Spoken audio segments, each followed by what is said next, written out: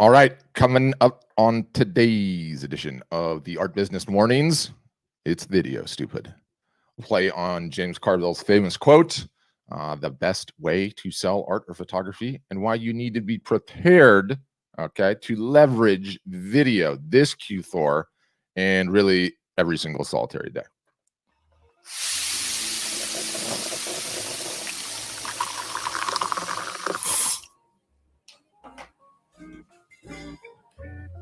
Getting all my accoutrement dialed in now. Welcome to another edition of Art Business Mornings, the show that'll put you on the path to a six-figure a year plus art business.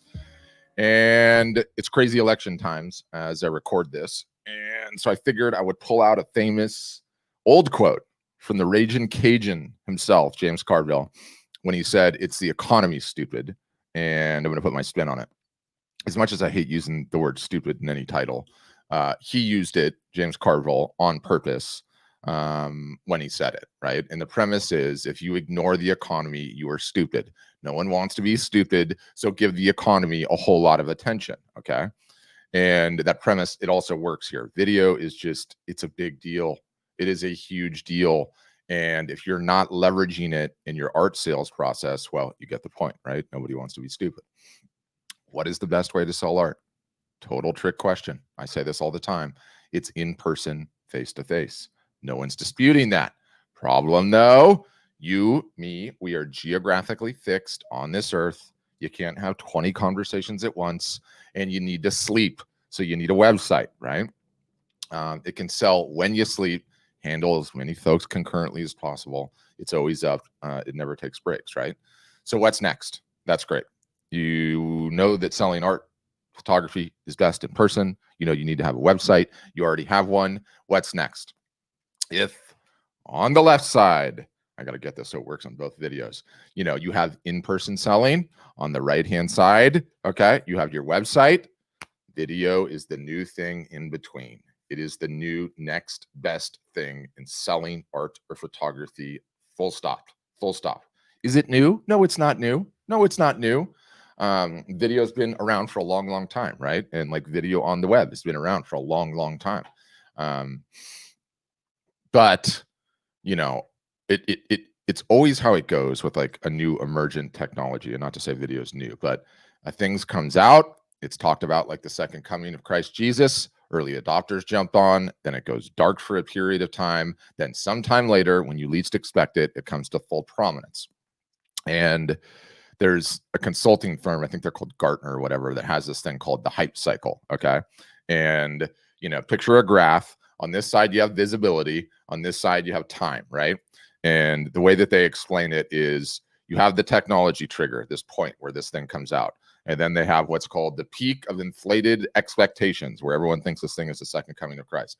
Then it sort of loses its steam and it goes down to the trough of disillusionment. Then they call it the slope of enlightenment, and then the plateau of productivity, right? And there's so many different technologies that follow this. It's really like an intelligent way to think about things. And it sort of feels like video, what it's capable of doing on the web has finally reached its plateau of productivity. As long as it's been around, as long as it's been like a huge technology, it's sort of wild. It's like you could even argue that video's gone through this particular hype cycle multiple times, but it's definitely on the plateau of productivity right now. There's no question.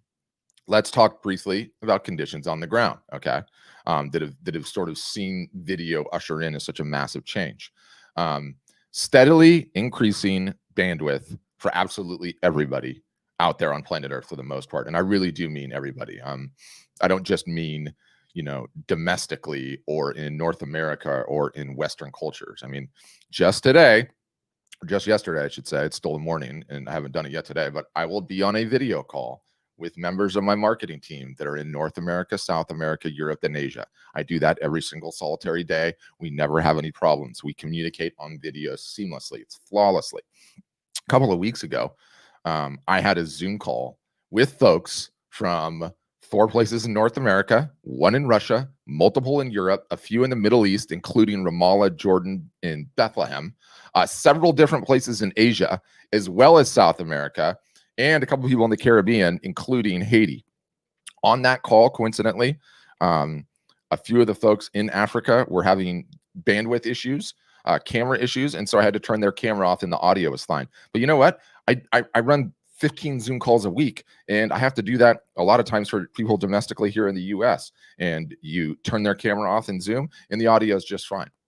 The larger point is bandwidth has increased for everybody worldwide, everywhere. Anyone can get on video. Anyone can get on a video chat. So I think that's played a massive role in it, just the increase in bandwidth, obviously. Let's talk about COVID forcing technological adoption, right?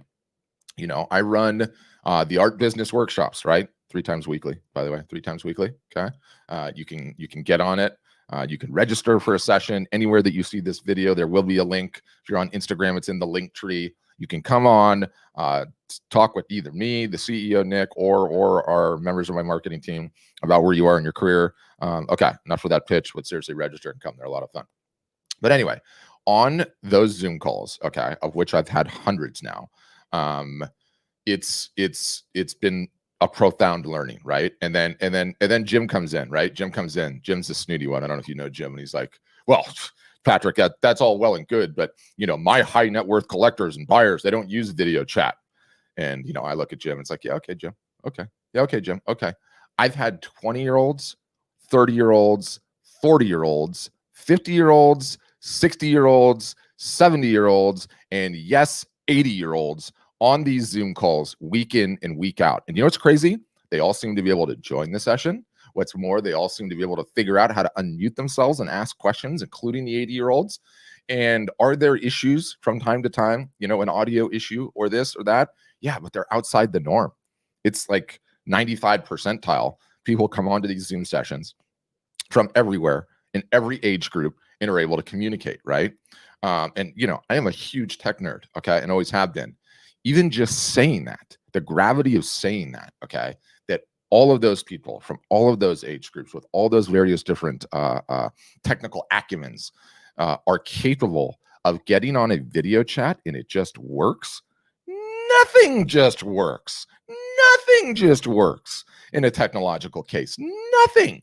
Everything breaks all the time. And the older people get that are not, you know, digital natives that didn't have computers when they were kids, nothing ever works. But this does. They just do. I mean, I've taken so many questions and had so few issues on these Zoom calls. It's profound. Now, you think about COVID forcing adoption, okay?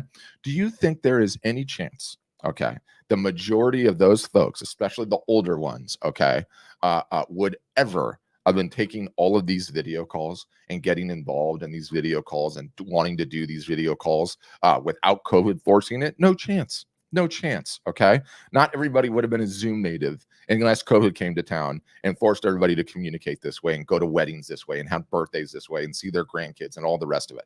So you can't underscore how big of an impact COVID has had just in that department alone, which is make everyone comfortable with this concept of video chatting, okay? Not just video chatting, being on video, not caring if your hair is not perfect, not caring about the lighting or anything else, seeing big TV stars go on and run the television broadcast with wired AirPods or wired earbuds or some stupid cord that costs $10 at Radio Shack, and they're doing live TV. So this is a massively disruptive thing, and it's not going away, okay? Everyone just understands it now and understands that this is the norm and this is how we're going forward, right? And while we're on the COVID subject, what else has this done? Yes, it's forced technological adoption, okay, which is not only good for video, but also for entire e-commerce adoption, right? Both of which are insanely good for art and photography sales. But, you know, from this forced adoption that we've all had to go through, right? We're getting some forced learnings out of it in a whole lot of companies, in a whole lot of industries, including many of my close friends, okay, who would have said pre-March 2020 that remote work is for the birds. The employees will just faff off all day long. No one will get anything done. It's going to kill productivity, et cetera, et cetera, et cetera, right? Most of those people, including some of my friends that have like huge companies with lots of employees, they're all singing a different tune now, right? As a result of COVID, forcing remote work on all of these companies and forcing these companies to learn, like, wait a minute, we barely lost any productivity. Oh my goodness. Wait a minute, my employees are actually happier. They're actually happier working from home. They prefer not to come back into an office ever again. Wait a minute, I don't have to pay top dollar rent or office size bills for cable, this, that, and the other. So that is a profound shift, right? And it's just massively disruptive. And unless you're in the commercial real estate business, which some of my buddies are, you're loving it, right? This your people can work from home and be happy, healthy, productive, no commutes, spend more time with their family. It's also a phenomenal aspect of disruption in all of this. And a huge takeaway is, what is one of the primary layers that is underpinning that productivity from home, right? Live video, the ability to get on video chats with your team, with your boss, with your employees, talk through the various different issues, articulate things, right? And so it's yet another lever that's pulling on video. And, I have a firmly established premise on this, okay? And it's the following: video is and I should do air quotes, video is the most efficient communication medium we, art storefronts, have.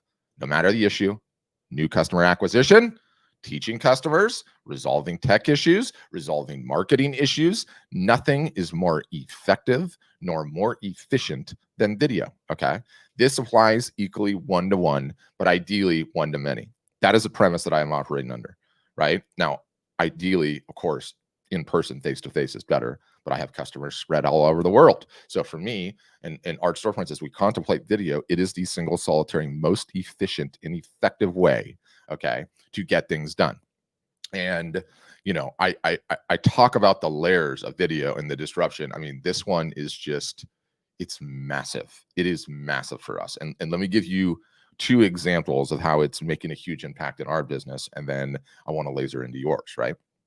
So let's say I run the marketing department. What am I responsible for? What is every marketer responsible for? Leads. So let's talk about what it was pre-COVID, pre-heavy video days. Maybe I would get you with the Facebook ad, and you'd come to the website, and then you'd leave. And then maybe I'd get you with an Instagram ad, and you come back and you give me your email address. Then I'm emailing you all the time, and I'm emailing you week after week after week. And maybe I get you to read some blog posts, and maybe I get you to listen to a podcast, and maybe you watch a old video on YouTube, and then you come back to the site again. Okay, that's all well and good, but finally you put in a demo request. You're like, this is awesome. And then you become a customer. How long did that take? Was that 3 months, 6 months, 9 months? Maybe it was a year. I'm going to get people all the time telling me on the calls, I've been following you guys for years, right? So, okay, that's what it was before. My premise is video is more efficient and effective at everything. Contrast that to now. That same Facebook ad or Instagram ad gets you. You get onto a email list. Immediately, I email you and I tell you, oh, by the way, Art Business Workshops 3 times a week. Come and join us. Talk to me live. Me, the guy talking to you right now that used to be doing the podcast and used to lecture you and blog posts and everything. Come talk to me live. Tell me about your business. We will have a face-to-face communication today. Monday, Wednesday, Friday, by the way. It's very easy to join.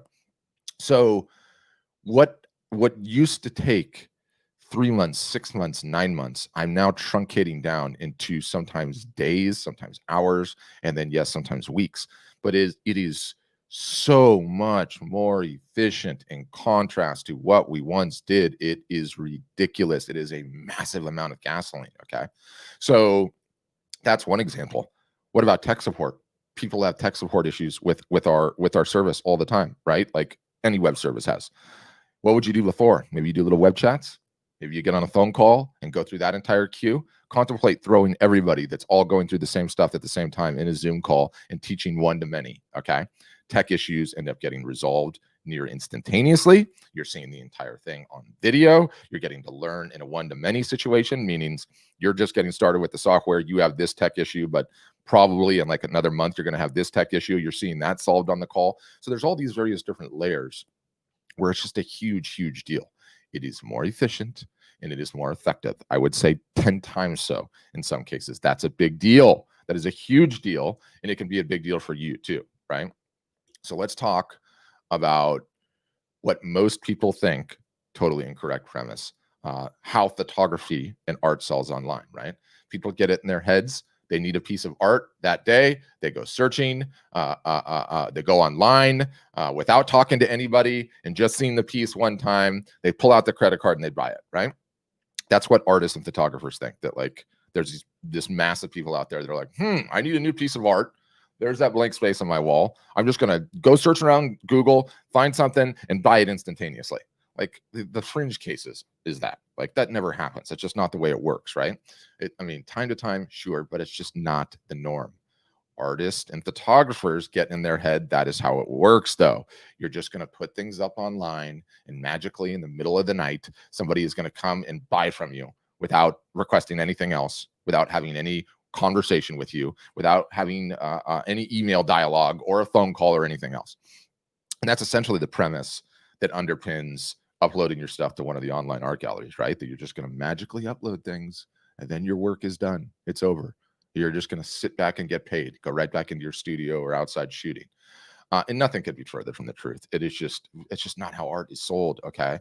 That could be a subject for a standalone episode of this, but let's get back to video. Anyway, not how it's sold. Okay.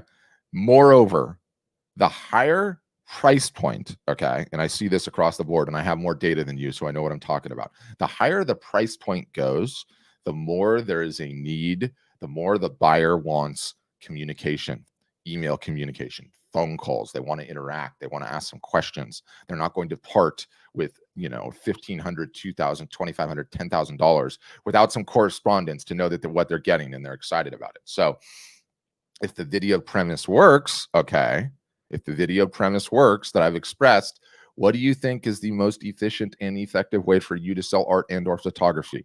Okay, in those scenarios, you better believe it's video. You better believe it's getting your prospective buyer on video. Okay. Moreover, last I checked, you guys need to be generating leads too, and video clearly helps there. It's just as effective as outbound marketing as it is for customer service issues, as it is for getting deals over the line. Okay. You want to try to make that process more efficient, more effective. You got it, right? It's video. And I have said, okay, I will say, I will continue saying that video selling, okay, either one-to-one, you and one other person, or one-to-many, you in a room full of people, a digital room full of people, is going to be the single solitary biggest disruption to the art and photography sales process in the last 25 to 50 years. That's not very profound. There's a whole bunch of people that have said this before me, that it's going to forever change the way e-commerce takes place. It goes down, right? Let's talk about why, the reasons why for art and photography, why it is going to be the biggest change, the biggest disruptor in how art and photography is sold in the last 50 years.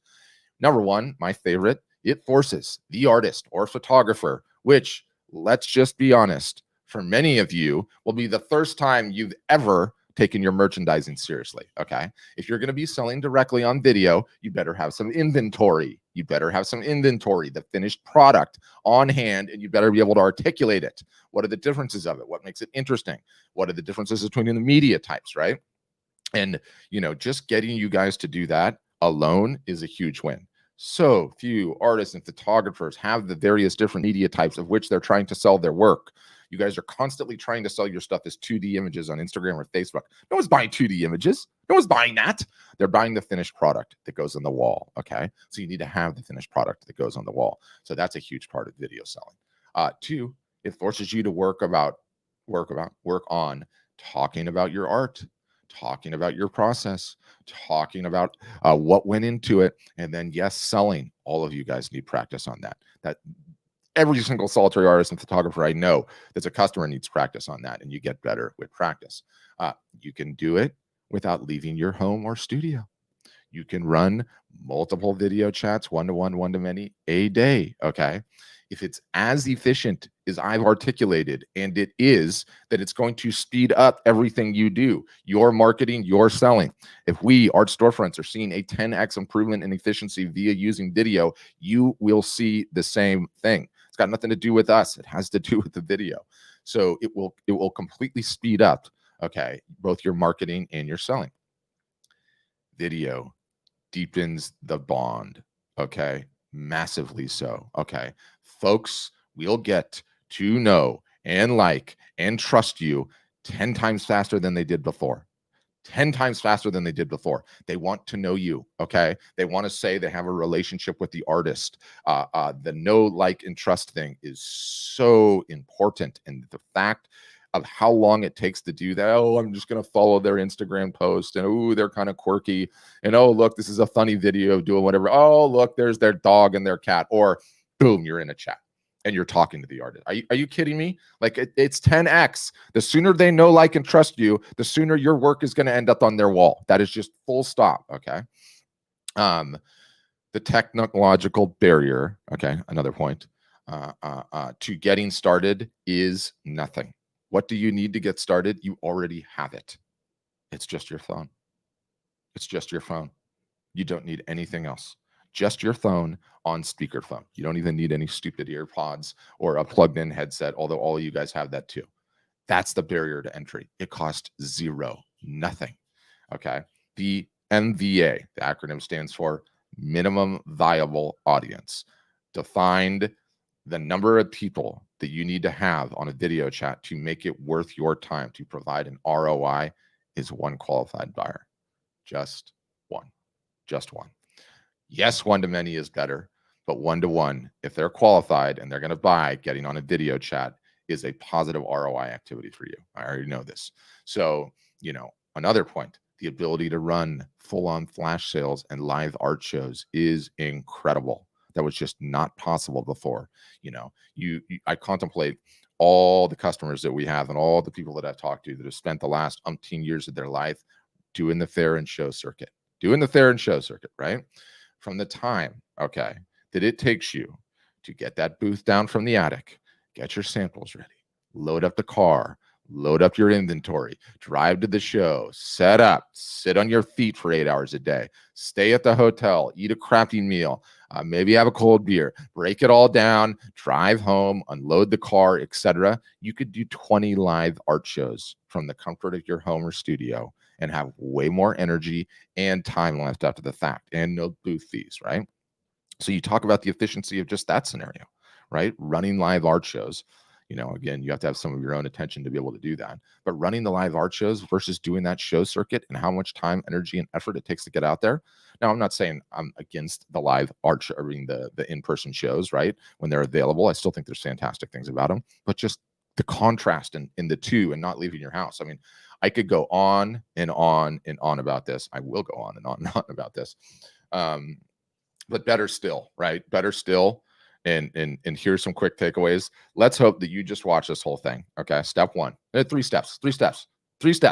Step one, ideally, you've been listening to this and you've been nodding your head. That's my hope. Nod my head. Okay, good. You're on board. You agree. The video's there. You're on board. How do I get involved, right? Step two, get your inventory in order. Okay. You need samples. If you do originals, you're set. You're all good. You're done. Otherwise, you better have your work printed on the top 6 media types. Okay. In small sizes. Small sizes is the best thing about it. Your best stuff in the top 6 different media types. You need to have a fine art paper. You need to have a photo paper. You need to have canvas. You need to have metal. You need to have acrylic. You need to have wood. 6 media types. Okay. They're really small sizes. We're talking about an order that's somewhere from $100, in between $100 and $200. You have the samples at your house. They're small. You can show them on video. That's number 2. You have to get in the game. By the way, if you have a local printer, good. Go use a local printer. If you don't have a local printer, asfprints.com. Upload your images right now today. The order will come to you. You'll have it. You'll be in the game. Step 3. Okay. Step 3. Let people know you are available via video to discuss your work, explain the differences between media types, talk about how to hang the work, talk about your process, have a virtual happy hour. I don't care what it is. Let people know you are available all Q4 to talk about your work if they're interested in purchasing a piece, to see your inventory, to understand the media types, to talk about your process. Are you going to sign it or not sign it? Let people know everywhere, in your emails, in your social posts, in your live broadcasts. Get one of those little name tags that says, hello, my name is, and I'm ready to chat on video anytime you are. The technology is irrelevant. I don't care which one you use. Okay, you can use FaceTime, or you can use whatever the Apple thing is. I don't even know what all the names are. Zoom, Hangouts, Meet. It does not matter. Whatever the person wants to use. Okay, it's that simple. What if you're a gallery? Mr. Blue 313 on Instagram is saying, if you're a gallery, the exact same lesson applies. It applies even more so. You have an even better situation to be able to do this, because all you get to do, oh look, normally I would say come down to the gallery, but in these COVID times, nobody wants to do that. So here's what you can do. I'll fire up the video call and walk through the gallery. Honestly, if you have a gallery, you're in the best position, period, because you already have effectively the single solitary greatest place to sell is inside of a gallery. It's sexy. It's got white walls, beautiful floors, the decor, all the rest of it. Walk around with it, phone in your hand, talk to the potential buyers, like easiest thing to do ever. So that's my rant on video. Not going to stop banging the drum on video. And I would say as the final, and I say this all the time, I'm not a guru. Okay. I'm not a guru. I didn't pick this up because I bought someone's class. I'm living it and doing it. I do not operate under the do as I say, not as I do. Okay. It's the other way around. Do as I do. I will tell you the abstraction of this entire conversation I'm having on video right now. Art storefronts as a business is rapidly marching towards a retail store. What do I mean by that? We are opening up Art Storefronts, the retail store. It will be open from 9 to 5, 5 days a week, maybe even 6 days a week. The difference is it doesn't have the physical location. It's on, instead of Main Street of your town, it's on Main Street of the interwebs. And it's open 9 to 5, meaning anyone, our customers, can come into the store from 9 to 5 and have a video chat with somebody. Contemplate that. We're already almost there, by the way. I think we are doing, as it stands right now, 35, 30, maybe 30 hours of video sessions a week for our customers already. You throw in these live video broadcasts that we're doing, and maybe it goes up from there. So my kids are about to break my room down. On that note, thanks for listening. And as always, have a great day.